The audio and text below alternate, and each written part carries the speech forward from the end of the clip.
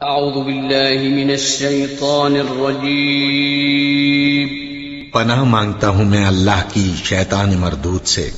بسم اللہ الرحمن الرحیم شروع اللہ کا نام لے کر جو بڑا مہربان نہایت رحم والا ہے۔ اعوذ باللہ من الشیطان الرجیم بسم اللہ الرحمن الرحیم وهو الذي سخر البحر لتأكلوا منه لحما طريا وتستخرجوا منه حلية تلبسونها وترى الفلك مواخر فيه ولتبتغوا من فضله ولعلكم تشكرون وألقى في الأرض رواسي أن تميد بكم وأنهارا وسبلا لعلكم تهتدون وعلامات وبالنجم هم يهتدون وهو الذي اور اللہ وہ ذات ہے سخر البحر جس نے تابع کر دیا تمہارے سمندر کو لِتَأْكُلُوا مِنْهُ تاکہ کھاؤ تم اس سے لحماً طریجا گوشت تر و تازہ وَتَسْتَخْرِجُوا مِنْهُ اور نکالو تم اس سے حلیتاً زیورات تلبسونہا جنہیں تم پہنو وَتَرَى الْفُلْكَ اور دیکھتے ہو تم کشتیاں بحری جہاز مواخرہ وہ چیرتے ہوئے اس میں چلتے ہیں وَلِتَبْتَغُوا مِنْ فَضْلِ اور تاکہ تم تلاش کرو اس کا فضل وَلَعَلَّكُمْ تَشْكُرُونَ اور تاکہ تم شکر ادا کرو وَأَلْقَى فِي الْأَرْضِ رَوَاسِيَ اور ڈال دیے اس نے زمین میں پہاڑ ان تمید بکم یہ کہ وہ زمین نہ ہلے تمہیں لے کر وَأَنْهَارًا اور اس نے نہریں اس میں چلا دی وَسُبُلًا اور راستے بنا دیے لَعَلَّكُمْ تَهْتَدُونَ تاکہ تم رہنمائی پاؤ وَعَلَامَاتٍ اور اس کے علاوہ نشانیاں مقرر کر دیں اس نے وَبِالنَّجْمِ هُمْ يَهْتَدُونَ اور ستاروں کے ذریعے سے لوگ رہنمائی لیتے ہیں۔ اللہ جل شانہ کی قدرت اور اس کی توحید کی نشانیاں ان کا ذکر ہو رہا ہے۔ اللہ جل شانہ آسمان سے بارش برساتے ہیں، اس سے زمین کے اندر زندگی پیدا ہوتی ہے، اس میں نباتات پھل پھول اناج ہر قسم کے غلے اگتے ہیں اور یہ انسانوں کے رزق اور ان کے مال مویشی کے چارے میں یہ چیزیں کام آتی ہیں اور اس کے علاوہ اللہ کی قدرت سے یہ رات دن کا سورج چاند کا ستاروں کا نظام قائم ہے۔ اسی طرح فرمایا وَهُوَ الَّذِي اور وہ اللہ وہ ذات ہے سخر البحر جس نے یہ دریا سمندر تمہارے تابع کر دیے لِتَأْكُلُوا مِنْهُ لَحْمًا طَرِيًّا تاکہ کھاؤ تم ان سے گوشت طریجا تر و تازہ مچھلی کی شکل میں۔ تو پانی کے اندر جو مخلوقات ہیں ان میں مچھلی کو اس کی جون سے بھی قسم ہو کسی بھی قسم کی جس پہ مچھلی کا اطلاق ہو تو اس کو اللہ تعالیٰ نے حلال قرار دیا ہے۔ اس کے علاوہ جو دیگر پانی کی آبی مخلوقات ہیں کچھوا ہے مینڈک ہے وغیرہ ان کو حلال نہیں کیا، جو مچھلی کی قسم سے ہیں بس وہ حلال اللہ نے کیے ہیں اور تر و تازہ ان سے تم گوشت حاصل کرتے ہو، یہ ان سے تمہیں اور فائدوں کے علاوہ اللہ نے تمہارا فائدہ رکھا، گھریلو ضروریات بھی اس سے تمہاری پوری ہوتی ہیں، تجارتی سطح پہ بھی تمہیں اس سے نفع ملتا ہے۔ تو بہت سے ممالک جن کا یہ مچھلی کا تجارتی سطح پہ بہت بڑے بڑے کام ہیں، بہت بڑا تجارت کا حصہ ہے اس کے ذریعے سے، اور ان پانیوں کو اللہ تعالیٰ نے انسانوں کے لیے مسخر کر دیا اب ساحل پہ جا کے آپ دیکھیں تو آپ کو اندازہ ہوتا ہے کہ پانی آپ سے بہت بلند ہے، لیکن آپ پہ پانی چڑھائی نہیں کرتا، اور ایسا ہی ہوتا ہے پانی میں بہت بلندی ہوتی ہے لیکن آبادیوں پہ پانی غالب نہیں آتا، اللہ نے اس کو ایک دائرے میں بند رکھا ہوا ہے، لیکن جب اللہ تعالیٰ اس دائرے کو ہٹاتے ہیں وہ پانی آبادیوں پہ چڑھ دوڑتا ہے، اور انسانوں کی آبادیوں کو دیکھتے دیکھتے وہ اپنے اندر نگل جاتا ہے۔ تو یہ اللہ کی قدرت سے یہ پانی تمہارے اللہ نے تابع کر دیے۔ وَتَسْتَخْرِجُوا مِنْهُ حِلْيًا، اور نکالتے ہو تم ان پانیوں سے، سمندروں سے، حلیتاً زیورات، ہیرے جواہرات تم ان سے نکالتے ہو، تلبسونہا جنہیں تم پہنتے ہو۔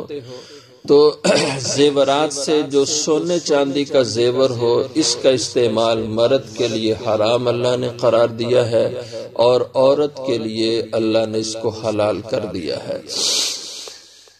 حضور اکرم صلی اللہ علیہ وسلم کی حدیث ہے، ایک دفعہ آپ نے اپنے ہاتھ میں سونے کی ڈلی لی اور ایسے اس کو بلند کیا، صحابہ سے پوچھا یہ کیا چیز ہے؟ انہوں نے فرمایا کہ یہ سونا ہے۔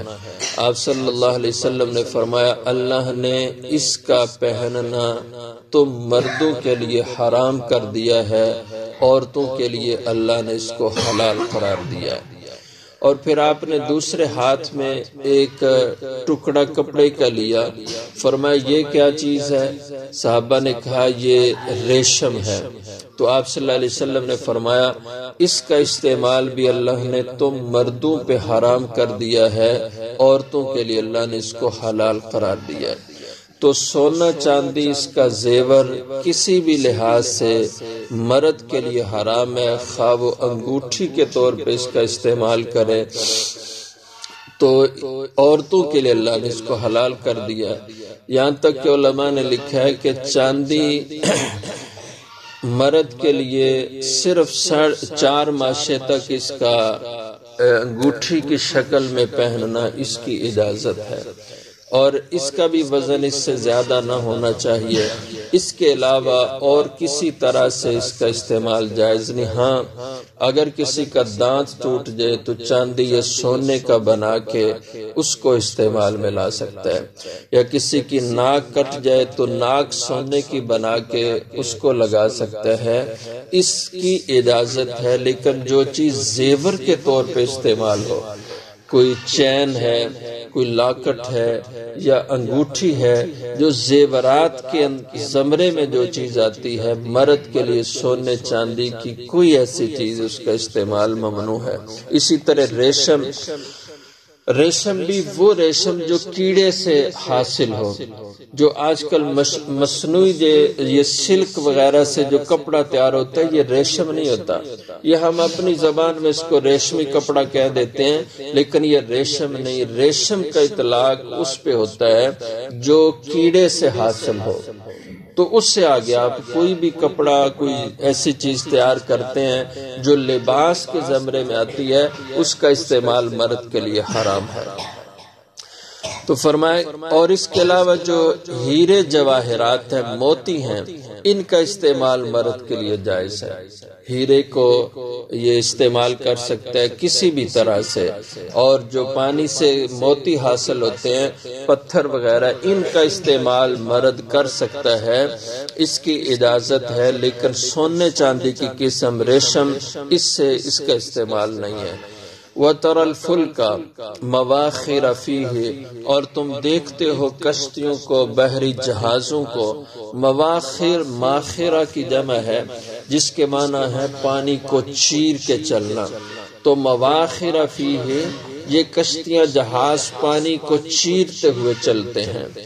وَلِتَبْتَغُوا مِنْ فَضْلِ، اور تمہارا مال اٹھا کے ادھر سے ادھر لے جاتے ہیں، ادھر سے ادھر لے کے آتے ہیں، تاکہ تم تلاش کرو ان کے ذریعے سے اللہ کا فضل، ان کے ذریعے سے تجارت کرو۔ وَلَعَلَّكُمْ تَشْكُرُونَ، اور تاکہ تم ان سے نفع اٹھا کے اللہ کا شکر ادا کرو۔ تم مچھلی استعمال کرو کھانے میں، ہیرے جواہرات تم ان کو تجارتی سطح پہ استعمال میں لاؤ اپنی ذاتی ضرورت کے لیے، اور اس کشتی اور جہاز کے ذریعے سے تم تجارت کرو تو اللہ کا شکر ادا کرو۔ اللہ نے تمہیں کتنے منافع ان کے پانیوں کے ذریعے سے دیے، اور اللہ کی قدرت اور اس کی شان، وَأَلْقَى فِي الْأَرْضِ رَوَاسِيَ، ڈال دیے اس نے زمین میں رواسیہ، راسیہ کی جمع ہے، راسیہ کا معنی ہوتا ہے پہاڑ۔ اور دوسری جگہ اللہ تعالیٰ نے فرمایا وَالْجِبَالَ أَوْتَادًا، اللہ نے زمین کے اندر پہاڑوں کی میخیں ٹھونک دی۔ وَالْجِبَالَ أَوْتَادًا، پہاڑوں کو میخوں کی شکل میں زمین میں ٹھونک دیا۔ ایک حدیث میں آتا ہے کہ ایک تفسیری روایت ہے، جب اللہ جل شانہ نے اس زمین کو گول پیدا کیا تو فرشتوں نے اس کو دیکھا، تو فرشتے کہنے لگے کہ اس پہ تو کوئی بھی چیز قرار نہیں پکڑ سکے گی، جیسے گیند ہوتا ہے کبھی ادھر کبھی ادھر کبھی ادھر، ہوا بھی اس کو چلا لیتی ہے۔ تو فرشتوں نے کہا کہ باری تعالیٰ اس میں کون ٹک سکے گا اس زمین پہ؟ تو اس کے بعد کچھ وقت گزرا تو اللہ تعالیٰ نے اس میں پہاڑوں کو رکھ دیا، اور جب پہاڑ دیکھے تو فرشتوں نے کہا کہ یہ بڑی سخت مخلوق ہے اللہ کی، پہاڑ، پتھروں کے پہاڑ، سخت مٹی کے پہاڑ۔ جب انہوں نے یہ دیکھا تو کہنے لگے کہ باری تعالیٰ ان پہاڑوں سے بھی زیادہ کوئی سخت مخلوق تیری ہے؟ اللہ نے فرمایا ہاں، لوہا ہے، لوہا میں نے اس سے بھی زیادہ سخت پیدا کیا۔ تو آگے لمبی حدیث ہے، تو فرشتے کہنے لگے لوہے سے بھی زیادہ کوئی تیری مخلوق سخت ہے؟ اللہ نے فرمایا ہاں، آگ ہے۔ تو کہنے لگے آگ سے بھی زیادہ کوئی سخت مخلوق ہے؟ اللہ نے فرمایا ہاں، پانی ہے۔ تو کہنے لگے پانی سے بھی زیادہ سخت؟ اللہ نے فرمایا ہاں، پانی سے بھی زیادہ سخت مخلوق میں نے ہوا کو پیدا کیا ہے۔ اور وہ کہنے لگے ہوا سے بھی زیادہ سخت مخلوق ہے؟ تو اللہ نے فرمایا کہ ہاں، میں نے اس سے بھی زیادہ سختی اس انسان کو، مرد کو بنایا۔ تو کہنے لگے مرد سے بھی زیادہ سخت بھاری؟ تو اللہ نے فرمایا مرد سے بھی زیادہ سخت میں نے عورت کو بنایا، کہ وہ عورت مرد سے بھی زیادہ، اس کو بھی وہ مولڈ کر لیتی ہے۔ تو یہ زمین کو اللہ نے پیدا فرمایا، اور اس میں پہاڑوں کو میخیں کیل کی شکل میں لگا دیا۔ ان تمید بکم، تمید مید کا معنی ہوتا ہے ہلنا کسی چیز کا، یا کسی چیز کا لرزاں ہو جانا، اس کو مید کہا جاتا ہے۔ تو ان تمید بکم، یہ کہ نہ ہلے زمین، نہ ڈولے تمہاری آبادی کی وجہ سے اللہ نے اس میں پہاڑ لگا دیے۔ وانہارا، اور اللہ نے زمین میں نہریں جاری کر دیں۔ وسبلا، راستے زمین میں پیدا کر دیے۔ لعلکم تہتدون، تاکہ تم اپنی منزل کی طرف ان راستوں سے رہنمائی حاصل کر سکو۔ وعلامات، اور ان شاہراہوں، سڑکوں اور راستوں کے علاوہ بھی علامات، اللہ نے اور نشانیاں بھی تمہارے سفر کی مقرر کر دیں۔ وہ نشانیاں کیا ہیں؟ دو تفسیریں ہیں۔ بعض اہل علم کہتے ہیں ان نشانیوں سے مراد یہ ستارے ہیں، رات کو ان ستاروں کے ذریعے سے لوگ رہنمائی حاصل کرتے تھے۔ اور بعض حضرات کہتے ہیں آگے ستاروں کا الگ سے ذکر ہے، تو علامات سے مراد پہاڑی راستے ہیں، کہ پہاڑوں سے بھی انسان کو راستے معلوم ہوتے ہیں، اور پہاڑوں سے بھی لوگ اپنے راستوں کا تعین کرتے ہیں۔ وَبِالنَّجْمِ هُمْ يَهْتَدُونَ، اور ستارے اللہ نے رکھ دیے، پیدا کر دیے کہ ہم یہتدون، کے لوگ ان سے رہنمائی لیتے ہیں۔ پرانے وقتوں میں جب گھڑیاں نہیں ہوتی تھیں تو رات کے اوقات لوگ ستاروں کو دیکھ کے متعین کرتے کہ اب رات کا اتنا حصہ گزر گیا، یہ ستارہ یہاں پہ ہے، تو اب سحری کا وقت ہو چکا ہے، اب سحری کا وقت ختم ہو رہا ہے، تو ستاروں سے لوگ رہنمائی حاصل کرتے تھے۔ تو اللہ تعالیٰ نے ستارے پیدا کر دیے، ہم یہتدون، جس سے لوگ رہنمائی حاصل کرتے ہیں۔ اور ستاروں کے ذریعے سے انسان کا ان پہ یقین کرنا کہ ستارے انسان کو بارش برساتے ہیں، یہ ستارے انسان کی قسمت بناتے ہیں، انسان کی تقدیر بناتے ہیں، یہ غلط ہے۔ حضرت قتادہ رحمہ اللہ رضی اللہ عنہ فرماتے ہیں کہ ستاروں کو اللہ نے انسانوں کی تقدیر کے لیے نہیں پیدا کیا، ان کو فرمایا جو پیدا کرنے کا مقصد ہے قرآن کریم میں اللہ نے بتلایا، ایک تو آسمان کی زینت اللہ نے ان کو بنایا، اور دوسرا ان کے ذریعے سے لوگ اپنے راستوں اور اپنی منزلوں کا تعین کرتے ہیں۔ اس کے علاوہ ستارے انسان کی زندگی پہ اثر انداز ہوتے ہوں، لوگوں کی قسمت بناتے ہوں یا بارشیں برساتے ہوں، ان چیزوں سے ان ستاروں کا کوئی تعلق نہیں ہے۔